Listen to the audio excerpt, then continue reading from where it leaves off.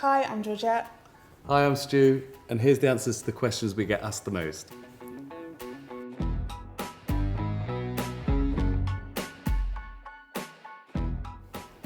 Okay, so I got my first actual plant. I think I got it in like 2019. It didn't survive at all. Yeah. But in terms of how many plants I have now, I've got about 35, I believe. Yeah.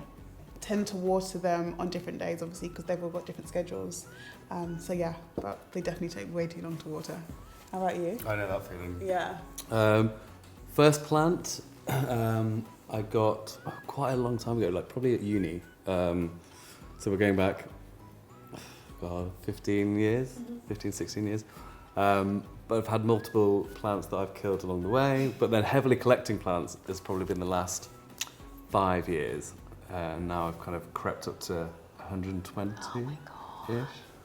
So I'm kind of throwing some away, giving some away. Yeah. And then getting others, and they're growing bigger and bigger, and I can't move in my house anymore. So I dedicate a whole of a Sunday to watering my plants. So no, everyone knows that they can't get hold of me on a Sunday. On a Sunday, yeah. It's like, sorry, my watering day. Bye. My favourite plant is my Pelia, so my Chinese money plant, because it's just amazing. And I love the way that it grows, and I've got really long stems, I guess, and it's just a stunning plant. I've seen it on Instagram. Yeah. It's amazing. Yeah. It's a good, Definitely my fave. mine is my Stramanthe Trio Star, because it's just, everyone always has so many problems with them, and I'm always getting questions saying, why is it always crispy?